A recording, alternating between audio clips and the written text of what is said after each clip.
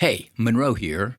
Just a quick update. So, our little podcast, My Name is Sheba, is growing and gaining listeners. You guys, I could not be more excited about that. Thank you so much. And thanks to all of you who've reached out and followed on social media. And thank you to those of you who've left reviews and followed the podcast. I do have one really small favor to ask. For those of you who consider yourself fans and love the story, there's one thing you could do here that would be so impactful in helping grow the show. And that would be this. Could you please tell 3 friends about the show? Just 3 friends. In a text, an email, or in casual conversation, whatever. Here's the deal. Studies have shown that word of mouth is really the most powerful way to grow a podcast. And of course, only do this if you really love My Name is Sheba. But if so, it's that sincerity and passion coming from a trusted friend that can really convince others to give the show a shot. That's it. 3 friends, My Name is Sheba. And if you want to reach out, you can find me, Monroe, at mynameissheba.com and monroejones.com. Oh, last thing. If you guys are new to the show, please start at chapter 1 and work your way through. This is a series, people, like a book or a show on Netflix. Okay, thanks. Thank you. That's it. Let's do it. Previously, in chapter 4 of My Name is Sheba. Berg and Jewel never left Colette's side, and at 7:31 a.m. on Sunday, July 7th, 1991, Berg, Colette, and Jewel welcomed Sheba Blue Hawkins into the world. Berg yelled, "It's a girl!" All 4 cried, Sheba the loudest, and then Berg fainted. By Friday morning, Jewel's work for the time being was done. She'd have stayed longer, but the nest was settled, and she knew that they needed time now to establish the Hawkins tribe. Berg called a cab, walked her out, they hugged goodbye, and off she went, excited about the ways she was going to spoil her new grandbaby and the show tunes that she would teach her. When he got back up to the apartment, he kissed Colette on the forehead, sat down, looked at his wife and baby, smiled, and said, "Wow. Look at us. We're a family." "Yes, we are, Berg Hawkins. We are 3 now. I love you, baby. I love you too." Sheba settled right in. In waking moments, she was alert but seemed unusually content and calm for a newborn. It would be apparent later that Sheba had come out of the womb with her sense of identity fully formed, a gift that would bring both reward and suffering. The 3 of them, grateful to be home and not realizing how exhausted they were, fell fast asleep to the low volume of an old black and white movie on their small TV.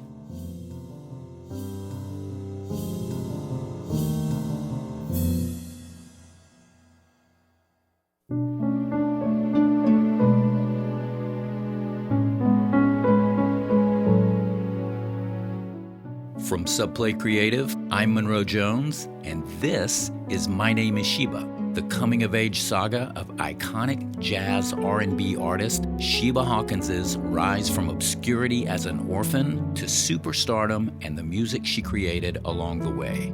My Name is Sheba is written around the original music from the album of the same name by singer-songwriter Kandace Springs. Check out My Name is Sheba, the album, and the podcast at Apple Music, Spotify, or wherever you listen.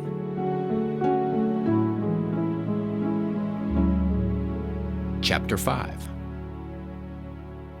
Berg awoke, startled by the siren of the police car racing by their complex. Not that it was unusual, but it was only mid-afternoon. He'd just been shaken from the kind of hard sleep that leaves one disoriented when they come to. He looked around. Cole and Sheba were still out. He looked at the digital clock on the nightstand, 2:57. Then he heard multiple sirens, a ways off, but the commotion told him something was up. Berg noticed the TV still on, now flickering through the third old movie since morning. Let's check out the news, he thought. Keeping the TV on at low volume, he surfed through the local New York channels. CBS, The Guiding Light. NBC, Santa Barbara. ABC, General Hospital. Just as Berg was about to move on, the local news broke in with a special report. We interrupt our regularly scheduled program to bring you news of a commercial airliner that went down shortly after takeoff from New York's LaGuardia Airport around 2:40 p.m. this afternoon, approximately 25 minutes ago. The only information we have at this time is that it was TWA Flight 415 from LaGuardia to Standiford Field in Louisville, Kentucky. No word yet on survivors, but WABC will keep you updated on this breaking story. Now, back to our regularly scheduled program. The blood drained from Berg's face. Adrenaline shot through him like a drug. His pulse quickened, and he was paralyzed all at once. Am I really seeing this? He thought. He looked around the room as if to ground himself and take note in this moment and the last bit of solitude of what their life had been like a split second before this information crossed their path just before he woke Colette. Pull it together, he thought. You've got to be calm and positive when you tell her. You don't know all the details. Maybe Jewel's okay. In his mind, Berg feared that even attaching Jewel's name to this catastrophe could have some power over the outcome. We don't know anything yet, he thought. He turned, looked at Colette, brushed her hair back from her forehead, and said softly, Baby, I need you to wake up. Colette opened her eyes and said through a groggy, slow smile, Hi. As she focused, she could see the worried look on Berg's face. Cole, there's been an accident at the airport. She sat up quickly, mouth gaping, now processing what she was hearing. What happened? She said in a high-pitched half-whisper. It's something with your mom's flight. They don't have all the details yet. You gotta tell me, was there a crash? Berg's look told her all she needed to know. It happened right after takeoff. They don't know anything yet. I think I need to go to the airport and see if I can find out what's going on. Colette could barely get the words out. Oh, Berg, no. I know, baby. I know. Just pray. Look at me, Cole. Are you and Sheba okay if I go? She slowly nodded yes through the tears. Berg grabbed a coat, headed down, and caught the subway. Public transport from the East Village to LaGuardia can be tricky.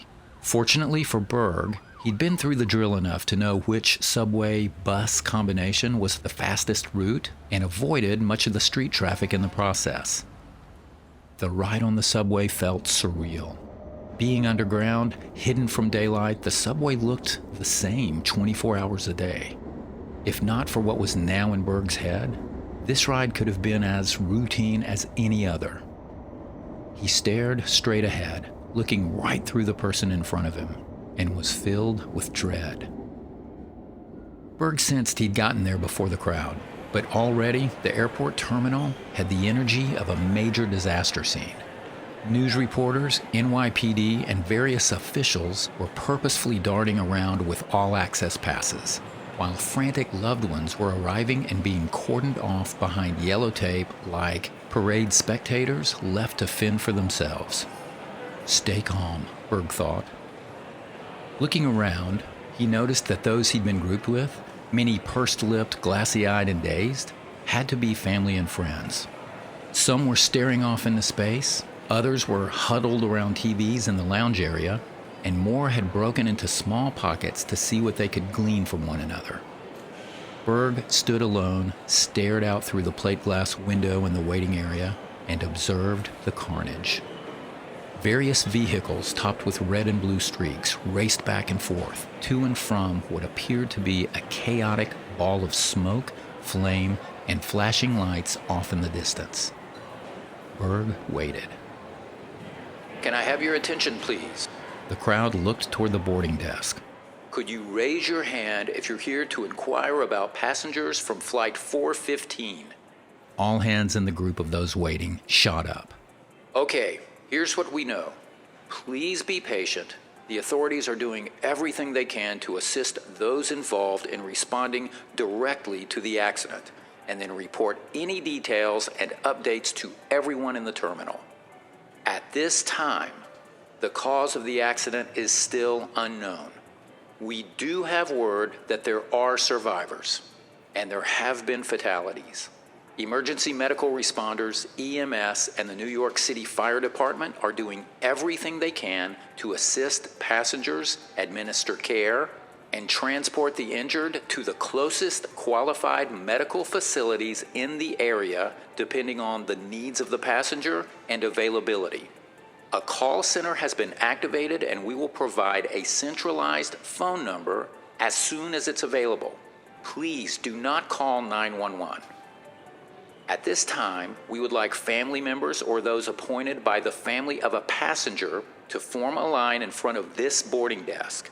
When you reach the desk, please provide the proper contact info, the passenger you're inquiring about, and your relationship to that passenger, so that we can keep you updated as to the whereabouts and the condition of your friend or family member.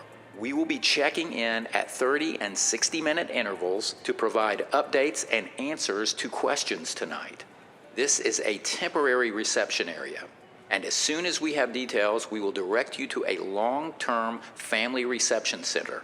Thank you for your cooperation. Please know we are doing everything possible to care for your loved ones. Berg was in shock as he shuffled in line. He filled out the form, then found a payphone to let Colette know it was going to be a long night. He relayed the info he'd received as vaguely and positively as possible, went back, sat down, and waited. Colette, now on hold, TV on in the background, sat with a vacant stare.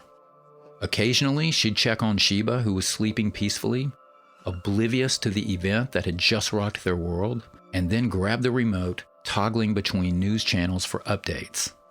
She noticed that CNN was now reporting the crash as breaking news. She turned again and looked at Sheba.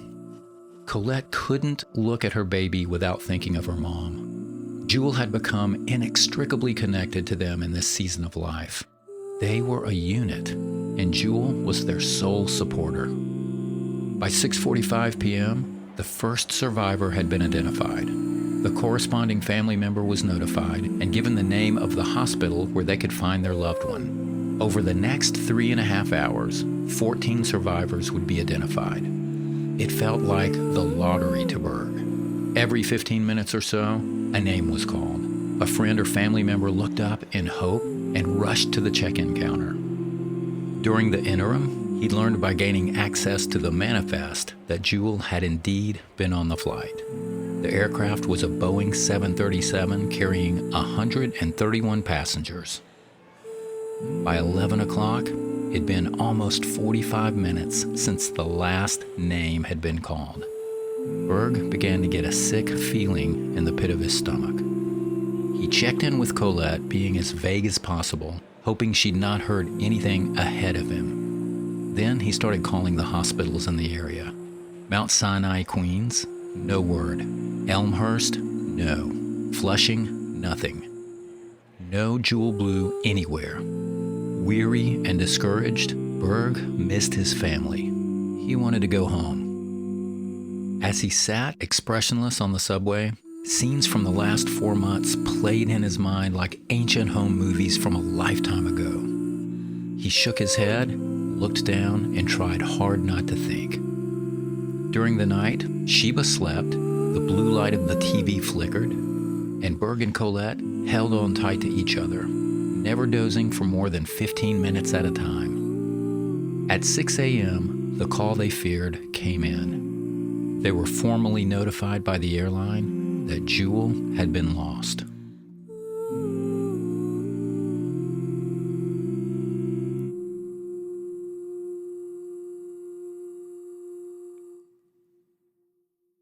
The next week and a half felt like one long, dark and cloudy day.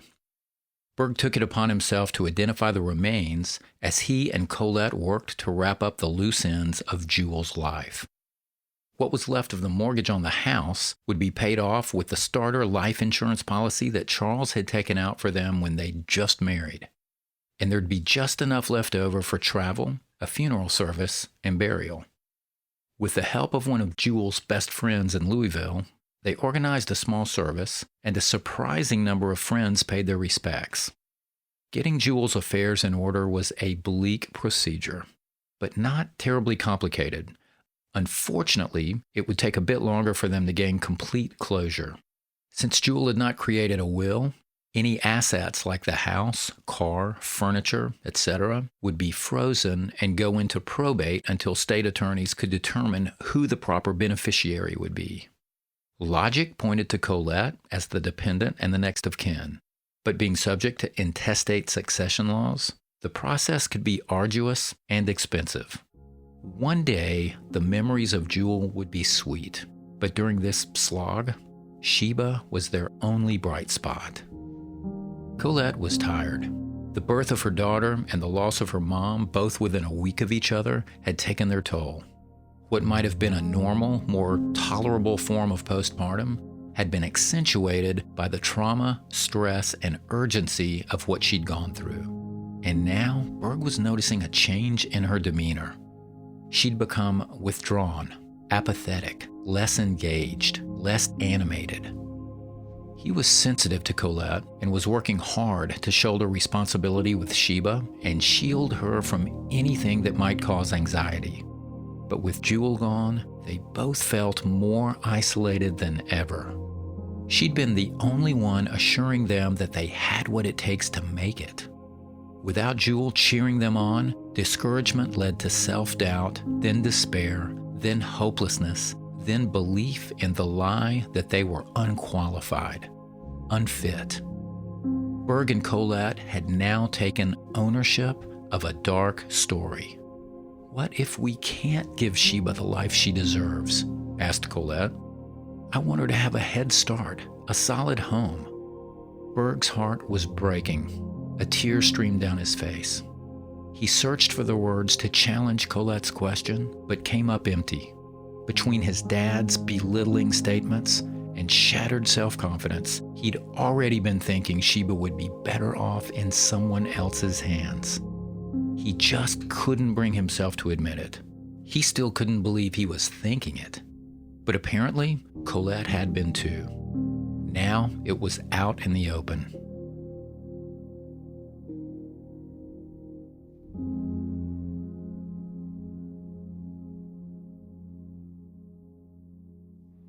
By the third week of August, the critical self-talk, exhaustion, and some unfortunate events would add up to the perfect storm they never saw coming. Ms. Blankenship, you have a call on line 1. Thanks, Tori. This is Edna Blankenship. Hi, my name is Dr. Ruth Perez. I'm with Shockley Women's Health. Yes. Hi, Dr. Perez. How can I help you? I'm wondering if you could check on someone for me. Coming up in Chapter 6 of My Name Is Sheba. Wednesday morning at 8:45 a.m., there was a knock on the door. With Sheba not sleeping and Berg and Colette tag-teaming through the night, they'd not fallen asleep till 7:30. Berg, startled, opened the door in a daze. "Hello, my name is Laura Stewart with the New York Child Protective Services."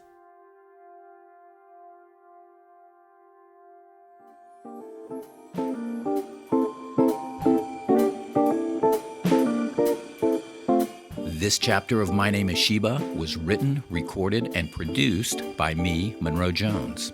The series is based on music from the album My Name Is Sheba by Kandace Springs and can be found at Spotify, Apple, or wherever you stream music. Other original music in this episode is by Jason Donnelly, Humans Win, John Prestone, and Tincture Music, all of whom have royalty-free music available at Storyblocks.